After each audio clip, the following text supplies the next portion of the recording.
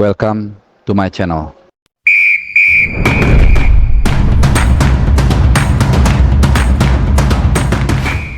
Ya, salam sehat teman-teman semua. Ini video update terkait dengan proses naturalisasi Martin Paes.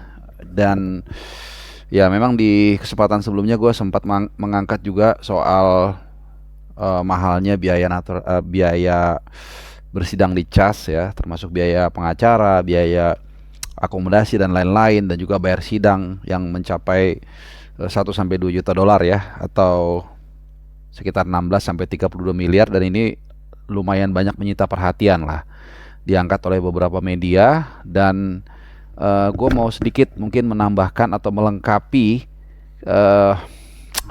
cerita atau proses alih federasi dari Martin Paes yang menjadi pertanyaan banyak netizen Indonesia. Tentunya kita semua nggak sabar, berharap juga agar proses apapun nanti ya prosesnya, apakah harus bersidang di CAS atau memang seperti apa, ini intinya bisa segera selesai, bisa segera kelar. Dan kita berharap nanti 5 dan 10 September batch pertama kita akan menjalani third round kualifikasi Piala Dunia 2026 itu sudah ada Martin Paes yang mengawal gawang tim nasional Indonesia. Ini penting karena tentunya penampilan Hernando Ari juga belum stabil, walaupun kita harus terus memberikan dukungan kepada yang bersangkutan. Tapi dengan tambahan asupan seperti Martin Paes dan mudah-mudahan ada pemain lainnya, ini sangat penting karena kompetisi semakin berat, tantangan semakin tinggi, dan tentunya kita berharap yang terbaik ya, walaupun kansnya tidak mudah untuk bisa lolos ke Piala Dunia, tapi ya we have to try, oke? Nah, maka dari itu, karena ini lumayan rame bergulir soal kasus Martin Paes, dan tadi gue sudah juga menerangkan ke kalian terkait biaya yang harus dikeluarkan oleh PSSI kalau mau bersidang, itu sangat besar ya. Kemudian juga dokumen-dokumen yang harus dilengkapi ini juga tentunya banyak ya. Gue bukan berlatar belakang hukum, tapi tentu juga ada beberapa logika-logika dasar yang mungkin saja ini luput dari ya tim yang dibentuk Erick Thohir. Ya kita juga nggak tahu detail seperti apa ya, timnya siapa, berapa orang, kemudian kapan akan mengajukan sidang dan seterusnya. Tapi kemudian ada satu mungkin inspirasi yang menarik ya buat kita, dan mungkin juga ini menjadi masukan buat teman-teman di PSSI yang nanti akan berjuang, tim lawyernya atau tim hukumnya di CAS nanti kalau memang kita akan bertarung di sana. Dalam hukum itu ada istilah, ya koreksi kalau gue salah ya, kalau teman-teman yang punya latar belakang hukum, itu istilahnya ada preseden atau jurisprudensi. Jadi apa yang sudah terjadi itu, kalau bahasa kita ya, bahasa orang awam itu, kasus yang sudah pernah terjadi dan diputus itu menjadi parameter untuk kasus yang akan diajukan di sebuah pengadilan gitu. Jadi misalnya contohnya ada orang ambil jambu, nyolong jambu, kemudian tidak dihukum. Nah, besoknya kalau ada kasus serupa orang nyolong jambu, nah itu akan dibuka itu kasus itu, bahwa ini ada orang pernah nyolong jambu dan kemudian tidak ditangkap. Jadi orang ini juga harusnya sama seperti itu. Kira-kira seperti itu ya. Ini penjelasan kita yang sama-sama bukan berlatar belakang hukum. Jadi kalau ada teman-teman yang memang punya disiplin ilmu di bidang hukum, mohon dilengkapi, dan kalau salah silahkan dikoreksi. Terima kasih ya, itu ya. Nah, jadi gini teman-teman, kalian ini ada hubungannya juga nih dengan pencetak gol tercepat sepanjang sejarah di Euro yang sedang berlangsung saat ini, yaitu pemain Albania Nedim Batshrami. Ya, mungkin kalian sempat ingat di pertandingan pembuka di grupnya Italia itu, Italia sempat dikejutkan dengan gol cepatnya Nedim Batshrami. Nah, Nedim Batshrami ini pencetak gol tercepat di sepanjang sejarah pagelaran Euro, itu ternyata punya kasus yang sangat mirip dengan Martin Paes. Nah, ini yang menariknya. Makanya gue awali dengan kata-kata jurisprudensi atau presiden ya, sama mirip banget, hampir sama banget, dan ini mungkin bisa akan menjadi satu presiden atau satu contoh kasus yang bisa untuk menguatkan di pengadilan nanti di CAS kalau memang kita bersidang, agar Martin Paes bisa membela Indonesia atau alih federasi, bisa membela timnas ya. Jadi gini, mungkin nanti akan gue sedikit bikin grafis perbandingan antara Nedim Batsrami dengan Martin Paes ya. Jadi gini, Nedim Batsrami ini adalah orang imigran dari Albania, besar di Swiss, kemudian dia membela Swiss itu di kategori usia itu sejak U15, under 15. Terus under 15, under 16, 17, 18, 20, 19 dan 21.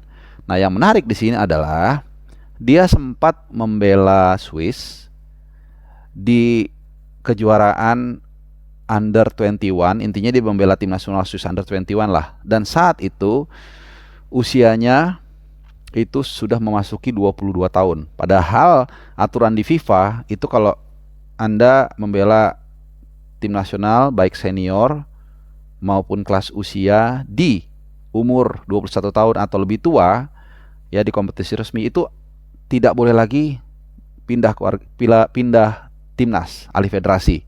Nah, dia tuh waktu bela seperti yang gue bilang tadi, waktu bela timnas U21-nya Swiss itu sudah umur 21 22 bahkan. Karena dia lahir itu tanggal 28 Februari 99. Nah, tahun 2021 which is usianya sudah memasuki bahkan mendekati 22, itu dia masih membela tim nasional Swiss U21 saat itu ya. Memang bukan senior, tapi di peraturan FIFA juga diatur demikian. Dan Martin Paes juga sama. Waktu dia membela tim nasional Belanda U21 itu usianya sudah 21 bahkan 22. Mirip banget, sama persis ya.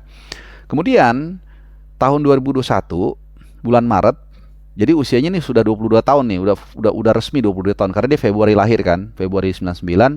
Jadi Maret 2021 dia kan sudah 22, sudah bahkan 22 tahun 1 bulan. Dia kemudian meminta kepada pelatihnya lah waktu itu ya, atau ke PSSI-nya Swiss lah, gua nggak tahu, untuk pengen membela Albania ya. Intinya dia ingin pindah warga negara lah, seperti kita naturalisasi atau pewarganegaraan bahasa resminya ya. Ini mudah-mudahan gue ceritainnya nggak membosankan ya, mudah-mudahan, dan gue akan lengkapi grafis biar enak kalian lihatnya. Nah, 9 Maret dia mengajukan menjadi warga negara Albania karena memang itu adalah roots asli orang tuanya atau neneknya lah, atau kakek neneknya. Sekitar 8 hari kemudian, atau tepatnya 17 Maret 2021 dia resmi menjadi warga negara Albania. Oke. Nah, tapi kemudian dia tidak bisa langsung membela timnas Albania. Nah, ini mirip dengan Martin Paes. Nah, kemudian singkat kata dari data atau informasi yang gua kulik, 30 Agustus ya, 30 Agustus 2021 intinya CAS mengatakan go ahead. Jadi logikanya sebelum itu mungkin dia bertarung di CAS ya. Gua nggak tahu detailnya, tapi yang pasti tanggal 30 Agustus itu 2021 CAS memutuskan go ahead untuk membela Albania. Artinya kalau gue hitung, ini total dari dia mulai disumpah menjadi warga negara Albania dari tanggal 17 Maret 2021 itu mungkin sekitar 150 harian lah. Dari 17 Maret 31 kurang 17 itu 14 ya. Sorry, gua koreksi sedikit. Ini berarti 14 hari nih. Maret itu 14 hari. Itu sekitar 150 hari lah kurang lebih ya, biar gampang. 150 hari kurang lebih. Nah, jadi dari dia mulai disumpah sampai disumpah jadi warga negara Albania sampai dia bisa resmi alih federasi itu sekitar 150 hari. Nah, sementara kalau kita lihat ke Martin Paes, karena kepentingan kita kan di Martin Paes. Martin Paes itu dia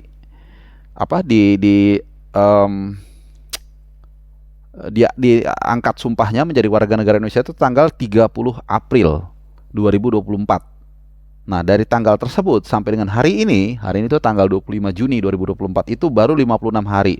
Jadi kurang lebih baru sepertiga ya dari perjalanan yang dilakukan oleh Nedim Batsrami. Nah, jadi ada 2 poin yang menarik teman-teman. Ini kita diskusi bareng-bareng ya. Nanti silahkan kalau kalian mau kasih komen atau apapun itu, atau bertanya atau tambahin. Jadi intinya yang pertama adalah, ini ada 2 poin. Yang pertama adalah ada kasus jurisprudensi atau presiden yang mirip dengan Martin Paes dan berhasil, yaitu Nedim Batsrami ya, dengan situasi yang hampir sama. Yang kedua, ternyata butuh waktu yang cukup lama sampai akhirnya CAS ya mengatakan bahwa ya Anda berhak untuk membela negara Albania meskipun Anda sudah membela tim nasional Switzerland kelas usia 21 dan memasuki usia bahkan 22 gitu. Intinya lu boleh deh bela Albania.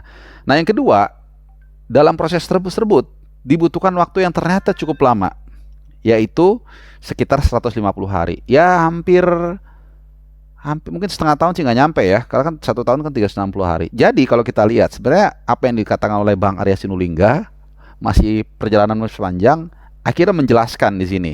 Kalau kita lihat dari kasusnya si Nedim ini, bahwa dibutuhkan mungkin sekitar 100 hari lagi, ya kurang lebih, kalau mengikuti kasus Nedim ini, agar Martin Paes paling nggak ada keputusan dari CAS. Dan harusnya kalau lawyer nanti siapapun yang ditunjuk, biasanya mungkin itu kerjasama ya antara lawyer dari Indonesia, nanti akan kita minta bantuan juga dengan lawyer di Eropa atau di mana, ya kolaborasi, dan itu dilakukan. Maka kalau melihat dari yang sudah-sudah, ini masih dibutuhkan memang sekitar 3 bulan lagi, 100 hari.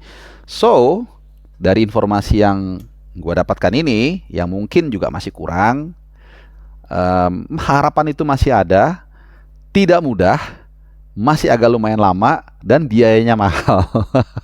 Ya, jadi sekali lagi mungkin video ini bisa memberikan sedikit tambahan wawasan informasi buat kita. Jujur gue juga baru tahu apa namanya komparasi ini setelah gue kulik, ternyata sama persis.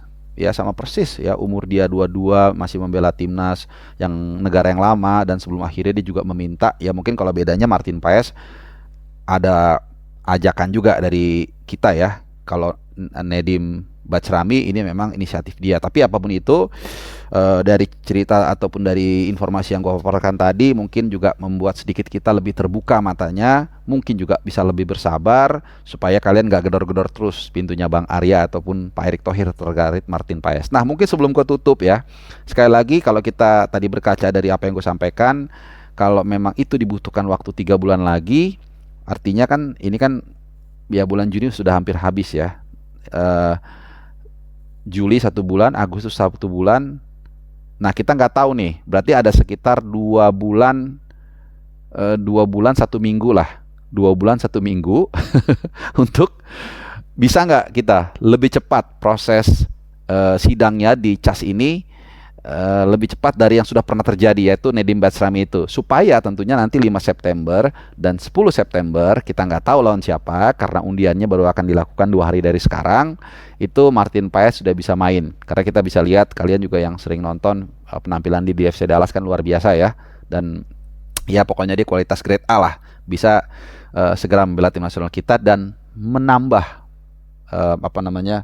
peluang kita untuk lolos ke Piala Dunia. Siapa tahu ya.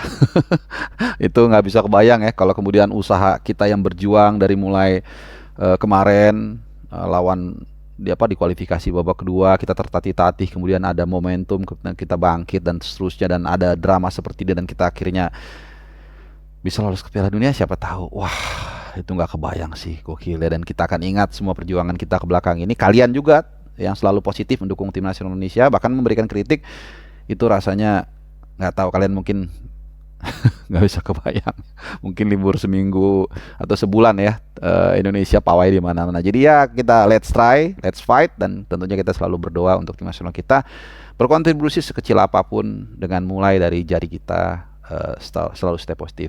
Oke, terima kasih, selalu sehat buat kalian ya. Bye.